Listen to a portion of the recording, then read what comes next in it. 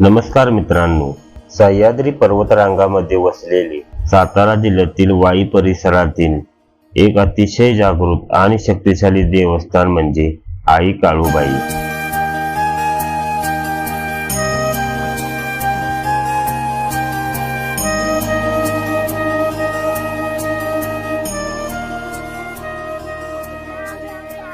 नमस्कार मित्रांनो, स्वागत आहे तुमचं माझ्या यूट्यूबच्या नवीन चॅनलमध्ये।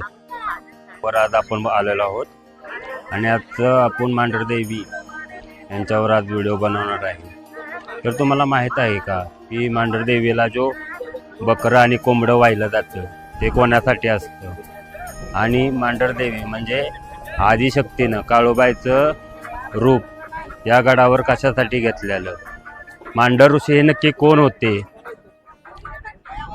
या सर्व माहिती आपण आज या व्हिडिओमध्ये घेणार आहोत। तर व्हिडिओ तुम्ही हा लास्टपर्यंत पहा।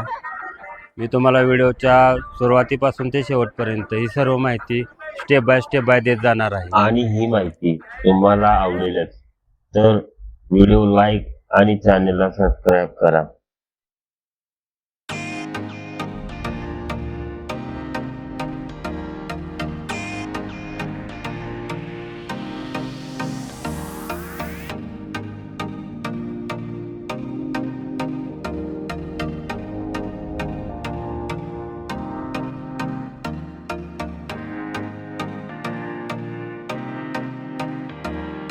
नमस्कार रसिक प्रेक्षक, पाऊलखुणा या आपल्या चॅनेलवर तुम्हा सर्वांचे स्वागत आहे।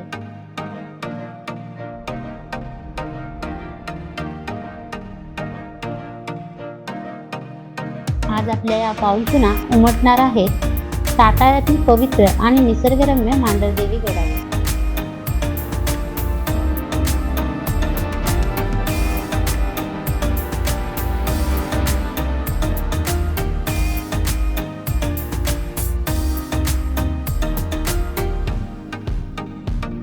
घाट चढून आल्यानंतर आम्ही नाश्त्यासाठी येथे थांबलो आणि इथून आता पुढे आपण काळूबाईला जाणार आहोत।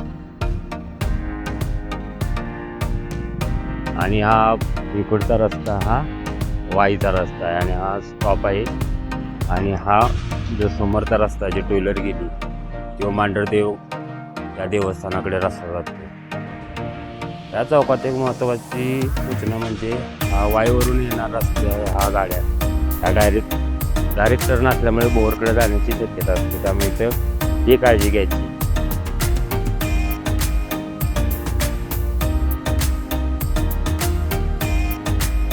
आजच्या या विशेष व्हिडिओमध्ये आपण मांढरगडाचा शून्यापासून इतिहास पाहणार आहोत। आपण ज्याला आज मांढरगड म्हणतो त्याचं सर्वात पहिलं प्राचीन नाव होतं मांडव्यगड। प्राचीन काळी याच पर्वतावर मांडव्य ऋषींनी कठोर तपश्चर्या केली होती। त्यांच्या तपोबलामुळे या डोंगराला मांडव्य पर्वत ही ओळख मिळाली। त्याचे पुढे काळाच्या ओघात मांढरगडमध्ये रूपांतर झाले। पण या शांत मांढरगड आणि वाई परिसरावर एकेकाळी दहशत होती लाख्यासुराची।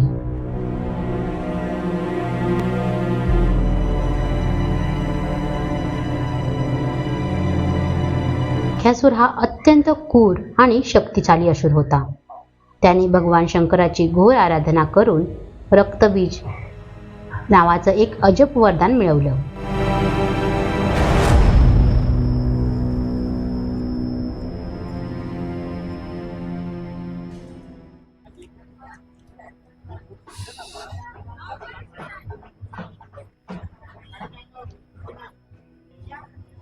मारुती देवाचे दर्शन घेऊन आम्ही देवीचे दर्शन घ्यायला पुढे निघालो।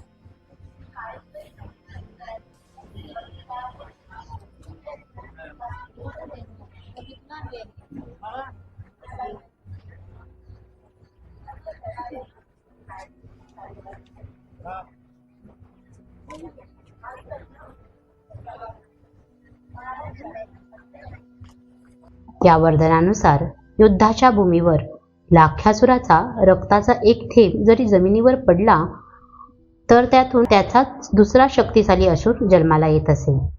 यामुळे लाख्यासुराला मारणं देवांनाही अशक्य झालं होतं।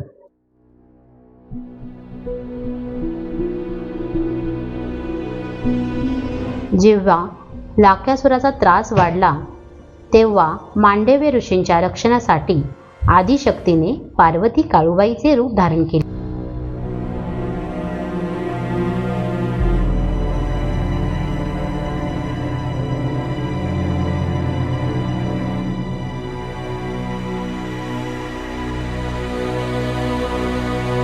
लाख्यासुराचे रक्त जमिनीवर पडू नये म्हणून देवीने आपली जीभ पूर्ण भूमीवर पसरवली आणि रक्ताचा प्रत्येक थेंब स्वतः प्राशन केला. अशा प्रकारे रक्ताचा थेंब मिळणं बंद झाल्यामुळे लाख्यासुराची शक्ती क्षीण झाली आणि देवीने त्यांचा अंत केला.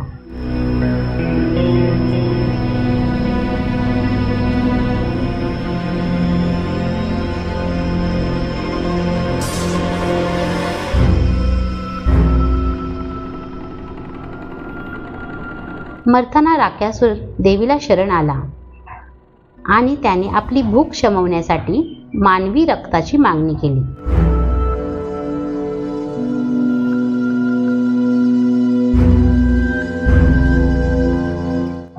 पण भक्ताची रक्षण करती आई काळूबाई मानवांचा बळी कसा देणार?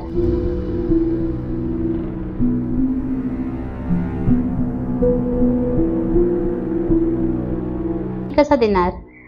देवीने त्याला शब्द दिला, तुला मानवी रक्ताऐवजी पशुचा नैवेद्य अर्पण केला जाईल. म्हणूनच आज लाख्यासुराला शांत करण्यासाठी गडावर नैवेद्य दाखवण्याची प्रथा पाळली जाते, जेणेकरून तो शांत राहून गडाचे रक्षण करेल. काळूबाईच्या आशीर्वादाने आजचा हा प्रवास पूर्ण झाला. अशाच नवीन नवीन धार्मिक आणि ऐतिहासिक ठिकाणांच्या पाऊलखुणा शोधण्यासाठी आपल्या चॅनेलला सबस्क्राईब करा. पुन्हा भेटूया एका नवीन प्रवासात. तोपर्यंत काळूबाईच्या नावानं चांगलं.